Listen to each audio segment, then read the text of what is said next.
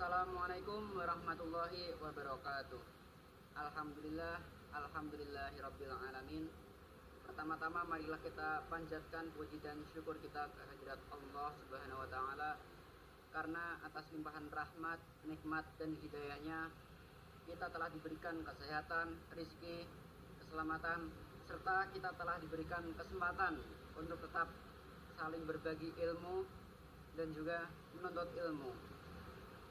Kemudian salawat serta salam marilah kita haturkan kepada junjungan kita Nabi Agung Muhammad sallallahu alaihi wasallam yang telah kita nanti-nantikan syafaatnya di yaumul kiamah nanti. Semoga saya dan teman-teman semua menjadi salah satu umat beliau yang mendapatkan syafaatnya di yaumul kiamah nanti. Amin amin ya rabbal alamin. Pertama-tama perkenankan saya memperkenalkan diri. Nama saya Muhammad Latif Azhari dari Prodi Manajemen Dakwah Institut Agama Islam Negeri Salatiga. Nah, di sini saya akan menyampaikan sebuah pembahasan atau materi terkait bagaimana manajemen database dalam sebuah organisasi ya. Di sini ada beberapa pembahasan yang akan saya bahas. Yang pertama terkait apakah itu enterprise, terus apa itu enterprise sistem informasi, kemudian enterprise resource planning, kemudian yang terakhir bagaimana kita membuat sistem informasi yang baru atau yang lebih berkembang. Oke, pertama-tama kita mulai dari yang pertama. Apakah itu enterprise? Nah, dalam sebuah organisasi, enterprise itu disebut dalam sebuah organisasi. Enterprise dijelaskan bahwa enterprise merupakan sistem atau kumpulan sistem yang terdiri dari manusia, kemudian data, peralatan, peraturan dan juga yang lain-lain. Jadi secara singkat, enterprise di sini berarti organisasi itu sendiri atau dijelaskan sebagai perusahaan atau lembaga. Jadi enterprise merupakan kelompok itu atau lembaga tersebut. Nah, kemudian enterprise sistem informasi seperti yang sudah dijelaskan dulu, sistem informasi merupakan kombinasi antara teknologi yang ada dalam sebuah lembaga atau perusahaan, kemudian orang-orang yang menggunakan teknologi tersebut. Jadi kombinasi antara peralatan dan juga penggunanya.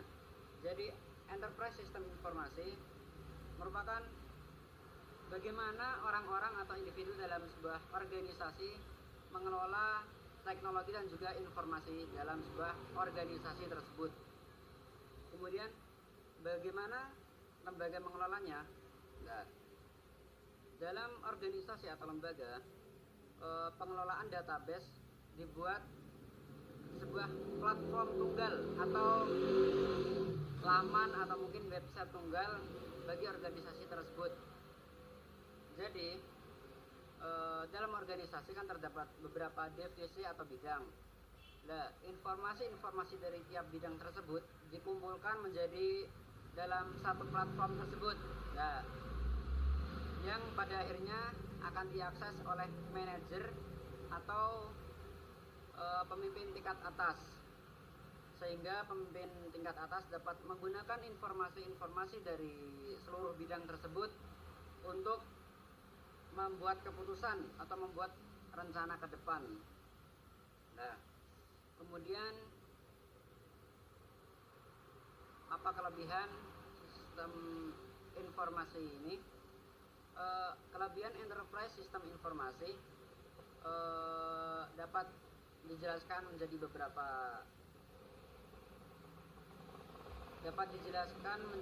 beberapa hal. Yang pertama, dalam sistem informasi ini, informasi bersifat fleksibel karena informasi dalam platform selalu diperbarui tiap harinya. Kemudian platform tersebut bersifat tunggal, jadi mudah untuk dimodifikasi, mudah untuk diperbarui karena tanpa harus memperhatikan hal yang lainnya.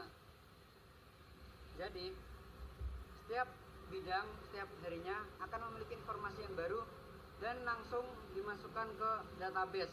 Jadi database tetap bersifat fleksibel, diperbarui setiap harinya. Kemudian bersifat relevan. Nah, karena setiap harinya diperbarui oleh informasi dari setiap bidang, jadi informasi yang ada dalam platform tersebut selalu terbaru, tidak tertinggal zaman. Kemudian valid. Nah, kenapa valid? Karena informasi dalam platform ini didapatkan dari setiap bidang dalam lembaga atau organisasi tersebut. Jadi sudah terjamin kebenaran dan kevalitannya. Berbeda apabila sistem informasi tersebut informasi yang didapat dari luar organisasi, maka mungkin saja belum terverifikasi bagaimana kevalitannya. Kemudian karena dibuat dalam platform tunggal, jadi pemimpin atau manajer organisasi lebih mudah untuk melihat informasi tersebut. Karena apa? Karena apabila tidak dibuat platform tunggal, maka manajer harus secara berkala mengecek informasi dari setiap bidangnya. Karena ini informasinya dijadikan dalam satu platform, maka manajer lebih mudah untuk memantau atau mengecek informasi tersebut tanpa harus bolak-balik ke setiap bidangnya. Oleh karena itu, dengan satu platform yang terdiri dari berbagai informasi perusahaan atau organisasi, manajer dapat membuat gambaran umum bagaimana keadaan lembaganya, serta membuat rencana atau alternatif bagaimanakah organisasi ke masa depannya, atau mungkin bagaimanakah organisasi menangani masalah-masalah yang ada. Kemudian yang terakhir, bagaimanakah mengembangkan sistem informasi dalam organisasi. Dalam organisasi terdapat beberapa fase untuk mengembangkan sistem informasi. Yang pertama, fase persiapan.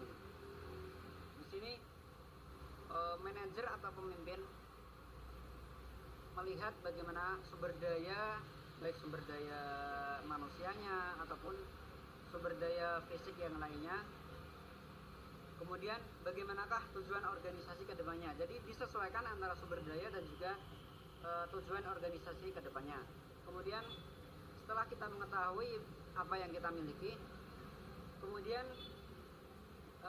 dievaluasi dari sistem yang sebelumnya. Apa saja kekurangan sistem informasi yang sebelumnya, kita lihat apa yang perlu diperbaiki, kemudian apa yang perlu ditambah, dan juga apa yang perlu dimodifikasi. Jadi dari sistem informasi yang sebelumnya kita ubah menjadi yang lebih baik. Nah, jadi kita buat sistem informasi yang baru. Ketika kita sudah membuat rancangan sistem informasi yang baru, sudah kita buat secara matang, kemudian kita terapkan. Pada tahap penerapan ini kita lihat apakah sistem ini berjalan dengan baik atau tidak sesuai lah. Apabila kita lihat sistem ini tidak sesuai, maka kita ubah lagi atau kita sempurnakan lagi. Sedangkan apabila sistem informasi yang baru ini sesuai atau lebih baik dari sistem informasi yang sebelumnya, maka kita pelihara atau secara sedikit demi sedikit kita matangkan, kita sempurnakan. Kemudian setelah kita sempurnakan, maka terciptalah sistem informasi yang baru, yang lebih modern, yang lebih kekinian atau tidak tertinggal dengan masa sekarang.